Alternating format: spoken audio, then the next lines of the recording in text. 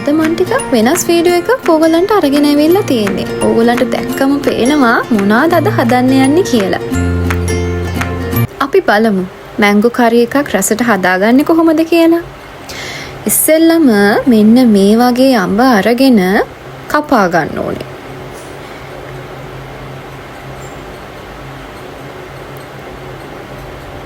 කපා ගන්න ටිකක් අමාරුයි ඕගලන්ට පේනවා ඇතිනේ.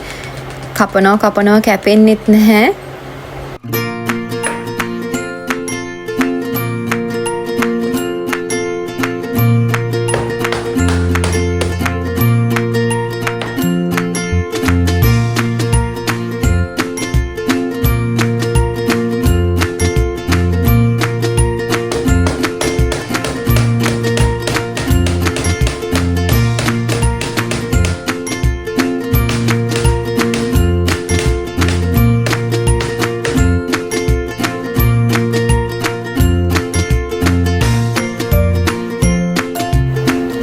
ඔන්න දැන් අපි කපාගත්තු අඹ ටික පිහිය අරගෙන ඒක පිටපැත්තෙන් පොඩ්ඩක් ආයි කැපුම් පාරවල් දෙකක් තුනක් දාගන්නවා.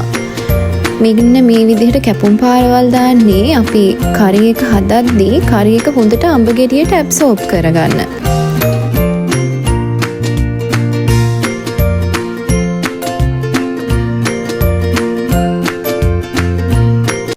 දැන් අපි ලෑස්ති කරගමු ඒකට අවශ්‍ය කරන අනිත් අමුද්‍රව්‍ය.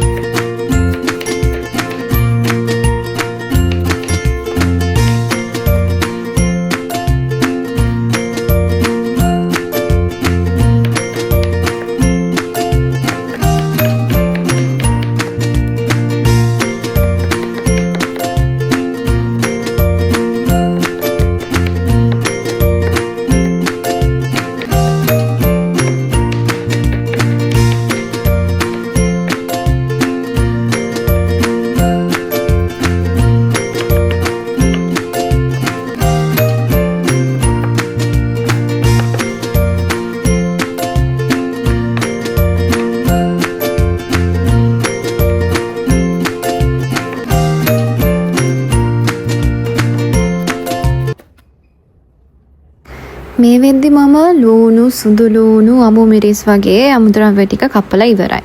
දැන් තියෙන්නේ කරපිංචයි රම්පේ ටික ලෑස්ති කරගන්න. ඔන්න ඔක්කොම ටික ලෑස්ති කරගත්තට පස්සේ මට අමතක වුණා දෙයක් කියන්න. මම මේකට සේරත් පාවිච්චි කරනවා. මේ තියෙන්නේ පාවිච්චි කරන dry ingredients. මෙතන තියෙනවා කුරුඳු, කරදමුංගු, කරාබු නැටි, ලුණු, සීනි, ගම්මිරිස් කුඩු, බැදගත්තු 3-5, මිරිස් කුඩු, කහ කුඩු, පොල් තෙල්. මේ දේවල් තමයි අපි අඹ එක හදන්න පාවිච්චි කරන අනිත් අමුද්‍රව්‍ය ටික.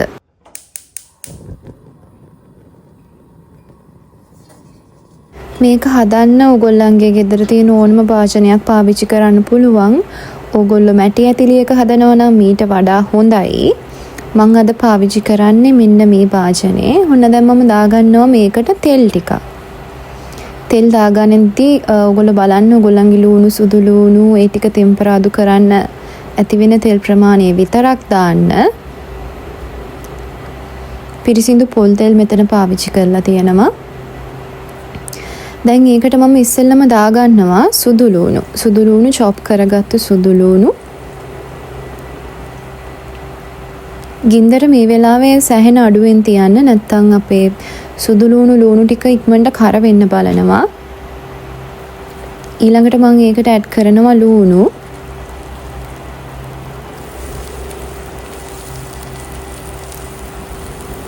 ඕගොල්ලෝ දන්නවනේ ඉතින් කොහොමද ලූණු, සුදු ලූණු, ඉඟුරු බැදෙද්දී එන සුවඳ.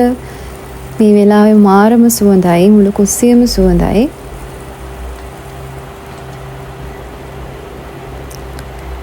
ඒක ලාවට බැදීගෙන ඉද්දි මම දැන් ඇඩ් කරනවා කපාගත්තු අමු මිරිස්. සහ කරපිංචා, රම්පේ, සේර හැමදේම ඇඩ් කරගෙන මේක හොඳට කලවම් කරගන්නවා.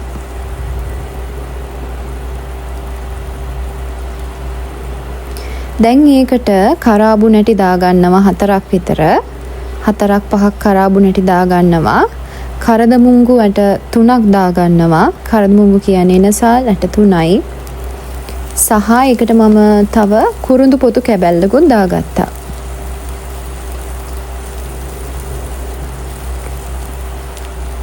මේ විදිහට බැදීගෙන එද්දී ඊට පස්සේ මම මේකට ඇඩ් කරනවා මිරිස් කුඩු.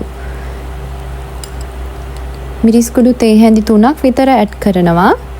3ක් හෝ 4ක් ඕගොල්ලන් සැර කන ප්‍රමාණය අනුව. ඒක හොඳට බැදීගෙන එද්දී ඒකට ඇඩ් කරන්න ඕනේ බැදපු 3-5. බැදපු 3-5 ඕගොල්ලෝ ගෙදර හදා ගන්නවා නම් එහෙමයි. නැත්තම් කඩේ ෆ්‍රීලන් වගේ පාවිච්චි කරන්න පුළුවන් ඕගොල්ලන්ට. ඒ ටික හොඳට කලවම් වෙලා ඒ ටික බැදීගෙන එද්දී අපි කපාගත්තු අඹ ටික දානවා. මේ වෙලාවේ මගේ කපාගත්තු අඹත් එක්ක පොඩි වතුර ප්‍රමාණයක් තිබ්බ මම ඒකත් ඇඩ් කළා.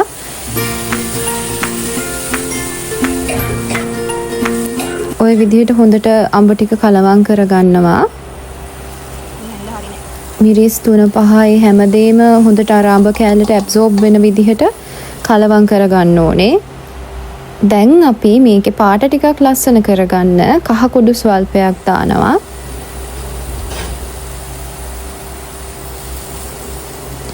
කහ කුඩුත් දාලා හොඳට හැඳි ගා ගන්න ඕනේ. ඒත් එක්කම දැන් අර මිරිස් කුඩු 3-5 කුඩු කර වෙන ප්‍රමාණය අඩු කරගන්න උවමනා නිසා වතුර ටිකක් දානවා. ඒ ටික දාලා හොඳට කලවම් කරන්න ඕනේ.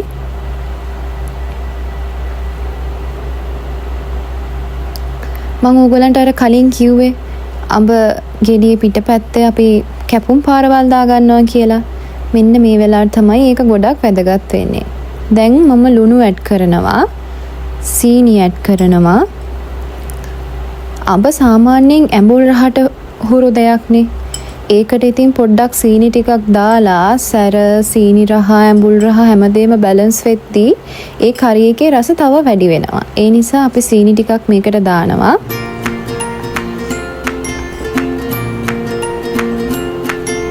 මේ හැමදේම දාන වෙලාව අනුව ඔයගොල්ලෝ හොඳට හැඳි ගගා මේකේ රස මිය වෙනකන් හැඳි ගන්න ඕනේ. දැන් ගම්බිරිස් කුඩු ස්වල්පයක් දානවා. ගම්බිරිස් කුඩු වැඩි දාන්න ඕනේ නැහැ. ඊටමත් පොඩි ප්‍රමාණයක් දැම්මම ඇති. මොකද අපි මේකට මිරිස් කුඩු දැම්මනේ.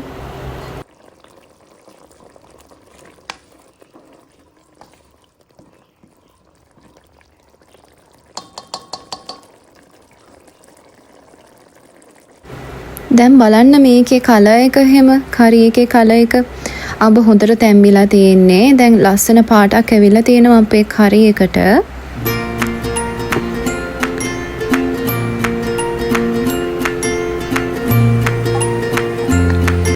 පොඩ්ඩක් අපි හිඳනකන් ඒ ටික මෙයා වෙන්න තියලා බලන්න අර අඹ කෑල්ලක් ගත්තම ඒකේ කොච්චර කරි එක තැවරිලා කොච්චර ලස්සනට තියෙනවද කියලා.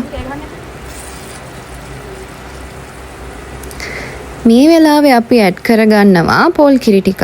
උකු පොල් කිරි ටිකක් ඇඩ් කරගන්නවා. මේක තවත් රස වෙන්න ඕගොල්ලන්ට කැමති නම් ඕගොල්ලෝ මේ මිරිසට කන්න පුළුවන්. නැත්තම් මේකේ තව ටිකක් රහ වැඩි කරගන්න කිරි රස පොඩ්ඩක් ඉස්මතු වෙන්න ඕනේ නම් පොල් කිරි ටිකක් ඇඩ් කරගන්න පුළුවන්. ඒක ඕගොල්ලන්ගේ choice එක අනුව ඇඩ් කරගන්න පුළුවන් දෙයක්.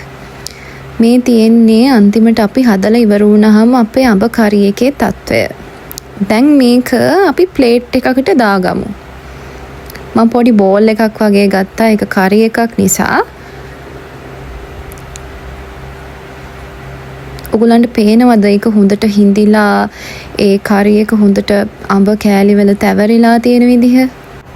මේ තමයි ඉතින් අපේ අඹ කරි එකේ අන්තිම අවුට්පුට් එක. මේ වගේ රසම රස තවත් කෑම වීඩියෝස් බලන්න ඕනේ නම් දැන්ම මාව subscribe කරලා තියාගන්න.